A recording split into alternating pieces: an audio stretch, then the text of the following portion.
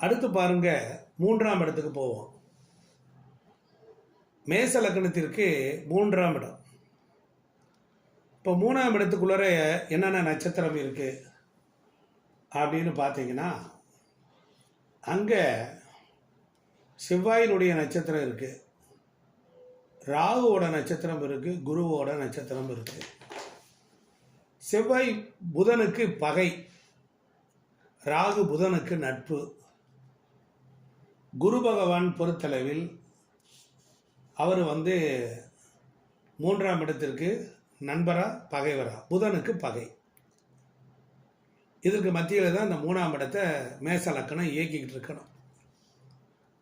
அப்போ 3ஆம் இடத்துக்கு பார்த்தீங்கன்னா இவங்களுடைய கம்யூனிகேஷன் சொல்லக்கூடியது புதனுடைய வீடு. அப்போ 3ஆம் இடம் என்பது அது புதனுடைய வீடு. அப்போ புதன் தான், அதற்குள்ளே தான் புதனில் செவ்வாய், புதனில் ராகு, புதனில் குரு வர்றார். அப்போ இவங்களுடைய மெத்தேடு மேசராசிக்காரங்க மாதிரி என்னாகும், ஒரு விஷயத்தை கன்வே பண்ண முடியாது. ரொம்ப பிரமாதமாக ஒரு ஐடியாலஜிக்கலாக அவங்க அணுகுவாங்க. வேலைக்கு போனாங்கன்னா 2 இடம் 3 இடம் மாறி மாறி போவாங்க. 3ஆம் இடம் என்பது மாற்றம். அப்போ அவங்க தொழில் செய்தாங்கன்னா கூட ஒரே தொழிலே இருக்க மாட்டாங்க. ஒரு தொழில் மட்டும் அவங்களுக்கு திருப்தியை தராது. இன்னொரு தொழில் செய்யலான்னார். ஏன்னா புதன்னா ரெட்டை, ஜெமினி அப்படின்னு அவங்களுக்கு ஒரு எண்ணம் இருந்துக்கிட்டே இருக்கும். ஒரு வீடு, ஒரு கிரகம், அதில் உள்ள நட்சத்திரங்கள், அவைகள் எல்லாம் ஜாதகருக்கு ஒரு எண்ணத்தை கொடுத்து கொண்டிருக்கும். ஒரு கிரகம் என்றால் அதனுடைய எண்ணங்களை லக்னம் என்கிற ஜாதகருக்கு கொடுத்து கொண்டிருக்கும். இதெல்லாம் நீங்கள் மைண்டில் வச்சுக்கணும். அப்போ இப்போ இவங்களுடைய தந்தையார் எடுத்துக்கோங்க, மேசலக்கண மேசராசிக்காரங்களுடைய தந்தை. அவங்க ஊர் மாதிரி, இடம் மாதிரி, ஒரு தெரு மாதிரியாவது வாழ வைக்கும். அப்போ 3ஆம் இடம்ங்கிறது ஒரு இளைய சகோதர சகோதரிகளை குறிக்கக்கூடிய இடம். அவங்களால இவங்களுக்கு ஒரு கசப்பு வரும். ஏன்னா 3ஆம் இடத்துல லக்னத்திற்கு 8ஆம் இடத்திற்கும் அதிபதி எங்கே இருக்கிறாருன்னா 3ஆம் வீட்டில் நட்சத்திரமாக இருக்கார். அதனால் அந்த கசப்பு வரும். ஏன்னா 3ஆம் இடத்திற்கு 3க்குடையவனே 6க்குடையவனாக மாறுறான்.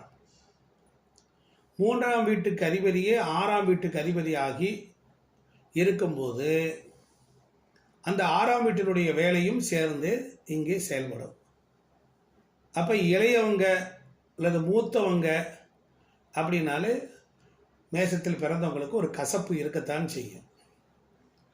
அது மட்டும் இல்லை, புதனுடைய வீடு, அங்கே செவ்வாய், ராகு, குரு இருக்கிறார். அப்போ குரு அந்த 3ஆம் வீட்டிற்கு, மிதுனத்திற்கு 7ஆம் இடமான பாதகத்தை தரக்கூடியவர். மிதுனத்திற்கு 6ஆம் இடத்திற்குரியவர், பிரச்சனைக்குரியவர் செவ்வாய் அங்கே இருக்கிறார். அப்போ அந்த வீட்டுக்கு அந்த நட்சத்திரங்கள் 3ஆம் வீட்டிற்கு எப்படி இருக்கிறது என்று நாம் பார்க்கணும். அப்படிங்கும்போது அப்போ 3ஆம் இடத்திற்கு அங்கே புதனுடைய வீட்டிற்கு செவ்வாய் பகை. அப்போ செவ்வாய் பகையாக இருக்கிற பொழுது, செவ்வாயினா சகோதரன், செவ்வாயினா பூமி நிலத்தை குறிக்கக்கூடியவர், புதன்னா ஃப்ளாட்டை குறிக்கக்கூடியவர், புதன்னா டாக்குமெண்ட்டை குறிக்கக்கூடியவர், புதன்னா ஒரு டாக்குமெண்ட்டு, பத்திரங்கள், ரெக்கார்ட்ஸு, இதில் ஏதாவது ஒரு டிஸ்டர்பன்ஸ் இருக்கும், ஒரு பிரச்சனை இருக்கும். அப்போ ஒரு மைனஸ் அங்கே இருக்கும். இல்லைன்னா அவங்க படிக்கிற ஸ்கூல் சர்டிஃபிகேட்டில் கூட, பேங்க் பாஸ்புக்கில், ஆதார் கார்டில், பாஸ்போர்ட்டில் ஏதோ ஒரு ப்ராப்ளம் இருக்கும். இது வராமல் இருக்க வாய்ப்பே கிடையாது. இல்லைன்னா 3ஆம் இடம் என்பது பக்கத்து வீட்டுக்காரங்க, பக்கத்து வீட்டுக்காரங்களோட ஒரு பிரச்சனை நிறைய வரும். அப்போ அவங்களால எங்களுக்கு கொஞ்சம் தலைவலியாக இருக்குது அப்படின்னு சொல்லுவாங்க. இது எல்லாமே மேச லக்னத்திற்கு, மேச ராசிக்கு புதன் திசை, புதன் புத்தி, புதன் அந்தரம், அந்த புதனுடைய நட்சத்திரத்தில் எந்த கிரகம் நின்றாலும் இந்த பிரச்சனையை சந்திக்காத மேசமே கிடையாது. அடுத்தாப்புல பாருங்க, மேச ராசிக்காரங்களுக்கு முதல் சொத்து முதல் வாகனம் விரயமாகும். எப்படி லாஜிக் வேணுமா? மேசத்துக்கு 4ஆம் இடம் வீடு, வண்டி, வாகனம், சொத்து. அப்ப செவ்வாய் என்கிற ஒருவர் 3ஆம் இடத்தினுடைய திசை புத்திகளில் ஜாதகரும் 8 ஆகிய செவ்வாயினுடைய நட்சத்திரம் 3 என்று இருப்பதினால் 3ஆம் வீட்டிற்கு குரு வந்து மாரகாதிபதி பாதகாதிபதி ஆவதினால் 4ஆம் வீட்டிற்கு அது 12ஆம் வீடாக வருவதினால் 4க்கு 12ஆக வருவதினால் 4க்கு 12 விரயம் என்பது மேசத்திற்கு 3ஆம் வீடு, சொத்து விரயம். அப்போ முதல்ல வாங்கின சொத்தை விற்க வைத்துப்படும். அதற்கு முதல் வாங்கின வாகனம் விரயமாகும். அப்புறம் 4ஆம் இடம் தாயார், 3ஆம் இடம் என்பது தாய்க்கு வைத்திய செலவு, ஹாஸ்பிட்டல். அப்படின்னா தாயாருக்கு ஒரு உடல் உபத்திரவாதம் சின்னதாக வந்து போகும். புரியுதுங்களா? அதனால் அப்போ 3ஆம் இடம் புதன் வீடாக வருது இல்லையா? அப்போ செல்ஃபோனை அடிக்கடி மாற்றி கொள்ளுதல். ஏன்னா புதன் செல்ஃபோனுக்கு அடிக்கடி மாற்றி கொள்ளுதல். இல்லைன்னா உடையும், இல்லைன்னா திருட்டு போகும். ஏன்னா 8ஆம் இடத்துக்குரிய செவ்வாயினுடைய நட்சத்திரம் அங்கே இருக்குது. அதனால் 8 வேலையை அந்த 3ஆம் வீட்டினுடைய காது மூக்கு தொண்டை அது சம்பந்தமான பிரச்சனை, காது அடைத்தல், அதெல்லாம் ஒரு ப்ராப்ளம் வரும். அப்போ அணிகலன்கள் 3ஆம் இடம் தானே, அணிகலன்கள் 3ஆம் இடம் தானே பயணத்தை சொல்லுவது. அப்போ இவங்களுக்கு பயணம் செய்தால் வெற்றி அடைவார்கள். அப்போ இவங்களுக்கு கொஞ்சம் தூரம் ட்ராவல் பண்ணிட்டு வந்தாங்கன்னா நல்லா இருக்கும். இப்போ அணிகலன்கள், நகை, சின்ன சின்ன கம்மல், மூக்குத்தி, தோடு, இப்படின்னு 3ஆம் இடத்தோட தொடர்பு. அப்போ 3ஆம் இடம் தான் ஸ்கில்ஸு, ஒரு சிறப்பு. அப்போ இவங்களுக்கு லாங்குவேஜ் எழுத்து நல்லாயிருக்கும், எழுத்து செய்தியில் இருக்கும். அப்புறம் அதே மாதிரி 2 மொழி பேசுவதற்கு வாய்ப்பு உண்டு. ஏன்னா ராகு என்பது அவங்க வந்து பாருங்கள் 3ஆம் இடத்துல கம்யூனிகேஷன் பண்ணும்போது 2 மொழி 3 மொழியில் வேறு மொழி பேசுகிறவர்கள்கிட்ட, வேறு மதத்துக்காரங்கிட்ட பேசுகிறது. ராகுன்னா கிறிஸ்டின் பேசுகிறவங்களோட தொடர்பெல்லாம் வந்துடும். இப்போ இதெல்லாம் கரெக்டாக வருதா மகாராஜன்? உங்களுக்கு புரியும்படியாக இருக்கா?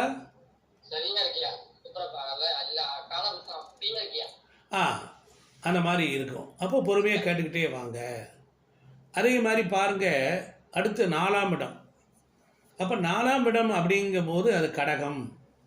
அப்போ மேச ராசிக்கு அங்கே குரு உச்சமாகிறார். அப்போ 4ஆம் இடம் 9க்குரியவர் அங்கே உச்சமாகிறார். 12ஆம் வீட்டின் மோட்சஸ்தானாதிபதியும் உச்சமடைகிறார். அப்போ ஒரு உயிர் காரகத்துவம் உள்ள குரு, பொருள் காரகத்துவம் உள்ள அந்த குரு. அப்போ தனுசு ராசி உயிர் காரகத்துவம் உடையது. அப்போ பொருள் காரகத்துவம் உடையது மீனம். இந்த தனுசுக்கும் மீனத்திற்கும் அதிபதி அங்கே போய் உச்சம் அடைகிறார். அப்போ உச்சம் அடையும் போது என்னென்ன வேலையெல்லாம் செய்வாருங்கிறத பிறகு நான் சொல்லிக்கிட்டே வர்றேன். அப்போ அவங்க அம்மா குருன்னா பக்தி, ஒழுக்கம், பூஜை, ஜபம், தபம், நீதி, நெறிமுறைகள், சாஸ்திரங்கள், சம்பிரதாயங்கள், இவைகளையெல்லாம் கொடுக்கக்கூடிய கிரகம் தான் குரு பகவான். அப்போ அது உச்சம் அடைகிறனால அது 4ஆம் வீட்டில் குரு உச்சம். அப்போ 4ஆம் வீடு என்பது உயிர் காரகத்துவத்திற்கு தாயார், 4ஆம் இடம் என்பது வீடு, வண்டி, வாகனம். அப்போ எப்படி இருக்கும்? நீட்டாக வச்சுக்குவாங்க. தாயார் ஆச்சாரமாக இருப்பாங்க. குரு என்பது பிராமண ஜாதியை குறிக்கக்கூடியது. அப்போ தர்மத்தை குறிக்கக்கூடியது. புரியுதுங்களா? அப்போ கோவிலை குறிக்கக்கூடியது குரு. 9ஆம் இடம் கோயில். அப்போ 9க்குடையவர் 4இல் போய் இருந்தால் வீட்டிற்கு அருகில் கோயில் இருக்கும், கோயிலுக்கு பக்கத்தில் இருக்கும், ஆச்சார அனுஷ்டானமாக இருப்பாங்க. அது மட்டும் இல்லை, அம்மாவோட வர்க்கத்தில் யாராவதும் அரசு பணி, உள்ளூரில் பதவி, சங்கங்கள், சமுதாய பொறுப்புகளில் இருந்தவங்க இருப்பாங்க. அதாவது சந்திரன் ஆட்சி எப்படின்னு கேட்டிங்கன்னா, சந்திரனுடைய ஆட்சி வீடு. அப்போ அம்மாவோட பையன் இல்லைன்னா அம்மாவோட பிள்ளை. ஏன்னா 4ஆம் இடத்திற்கு 10ஆம் வீட்டில் 2 கூடியவன் 10ல் போய் உச்சமடைகிறான். நல்லா கவனிங்க, எப்படி உன்னிப்பாக கவனிங்க. 4ஆம் வீட்டில் இருக்கிற சந்திரன் குருவை பற்றி பேசி கொண்டிருக்கிற பொழுது 4ஆம் வீட்டிற்கு 10வது வீடு என்பது ஜீவன கர்ம தொழில் ஸ்தானம். அது செவ்வாயினுடைய ஆட்சி வீடு மேசம். அப்போ அம்மா வீடு, அம்மா வீட்டு வகைகளில் அரசாங்கத்தில் வேலை பார்த்தவர்கள் இருப்பார்கள், அரசாங்கத்தில் தொடர்புள்ளவர்கள் இருப்பார்கள். புரிஞ்சிருச்சா? 4ஆம் வீடை வச்சு தாயா எடுத்துக்கிட்டா, அப்போ 2ஆம் இடம் குடும்பம், அம்மாவுக்கு குடும்பம் 5, அது 10ஆம் இடம் என்பது அரசு தொழில் கௌரவமானது. சூரியன் உச்சமாகிறார். புரியுதுங்களா? அப்போ ஆட்டோமேட்டிக்காக எப்படி இருக்கும்? மிகச்சிறப்பாக இருக்கும். அப்புறம் அது மட்டும் இல்லாமல் பாருங்கள், ஸ்கூலில் படிக்கும்போது அம்மாவோட பிள்ளைனே பேர் வாங்குவாங்க.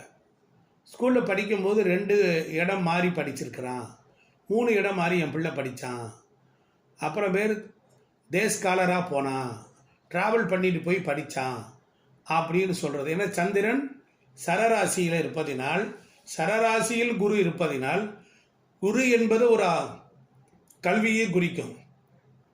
அப்போ 4ஆம் இடம்ங்கிறது உயர்கல்வியை குறிக்கிறது.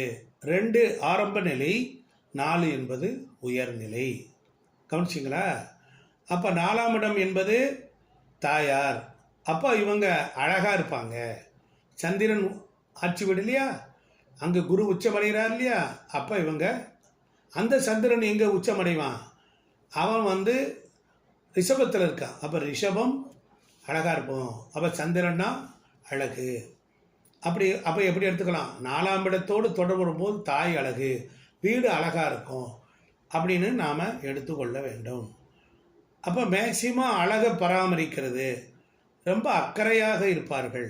இப்போ மேசராசிக்காரங்க எதையாவது ஒன்று செஞ்சுக்கிட்டே இருப்பாங்க, பார்த்துக்கிட்டே இருப்பாங்க.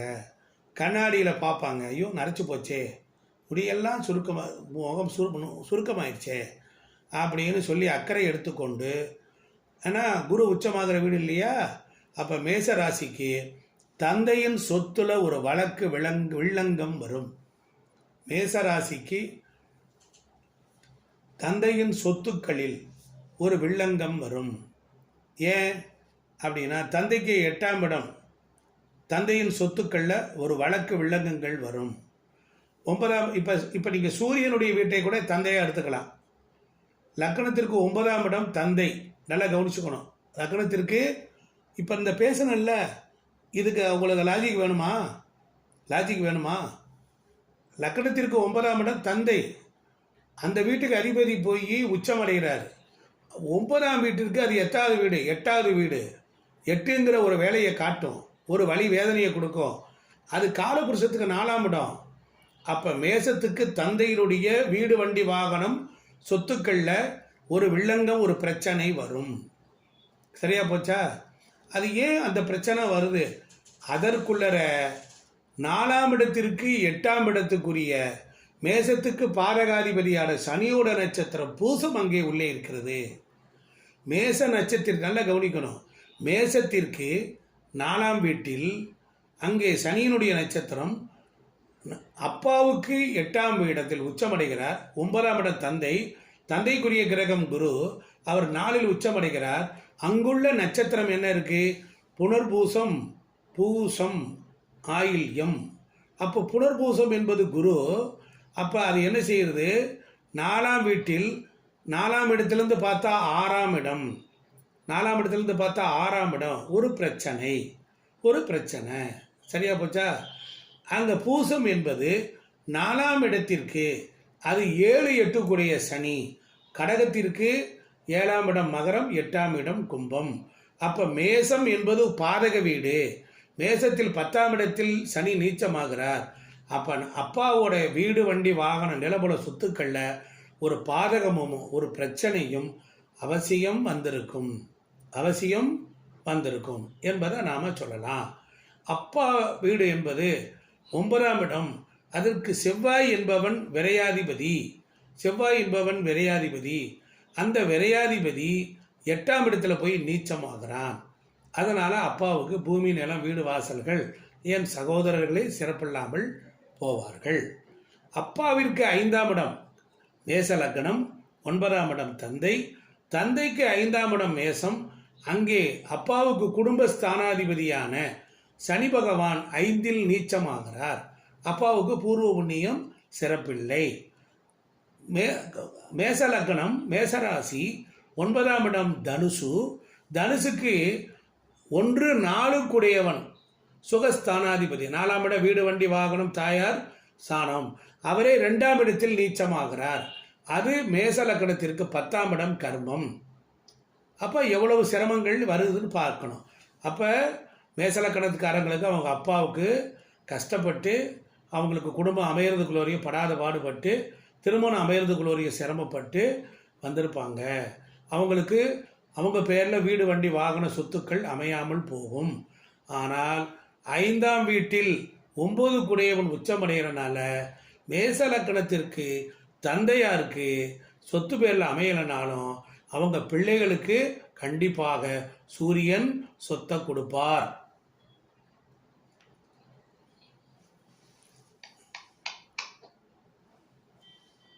அடுத்தாப்புல பாருங்க, நாம் இப்படியே பார்த்துக்கிட்டே போகிறோம்.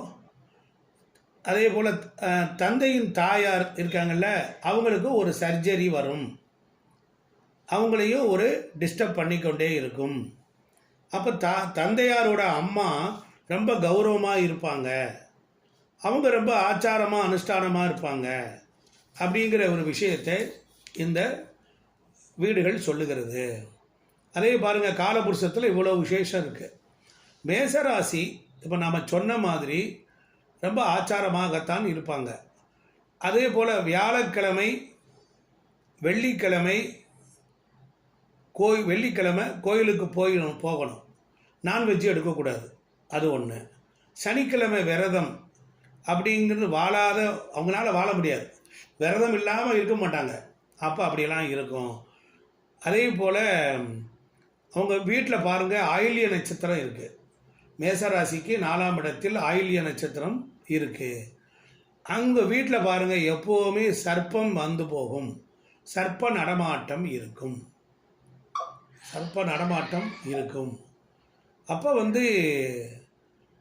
அதே போல் புதன்கிறது ஒரு ஸ்கின் டிசீஸை கொடுக்காம போகாது. ஒரு தோல் சம்மந்தப்பட்ட வியாதிகளை கொடுக்காம இருக்காது. யாரை மூட் பண்ண சொல்லுங்க, அவங்கள இருக்காது.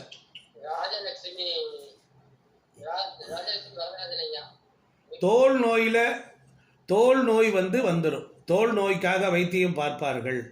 சர்ப்பதோஷம் இருந்தாலே தோல் நோய் வரும். திருமண வாழ்க்கை வாழா வெட்டியானவர்கள் அவங்க குடும்பத்தில் இருப்பாங்க. அப்பாவோட சகோதரிகள் அவங்களில் யாராவது ஒருத்தங்க சரியாக திருமணம் ஆகாமல் குடும்பம் நடத்த முடியாமல் யாராவது ஒருத்தங்க இப்படி இருப்பாங்க.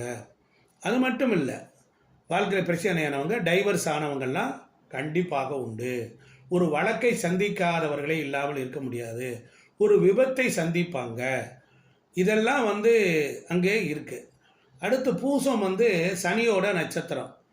அப்போ தாயாதி வர்க்கத்தில் ஒரு கலப்பு திருமணம் உண்டு.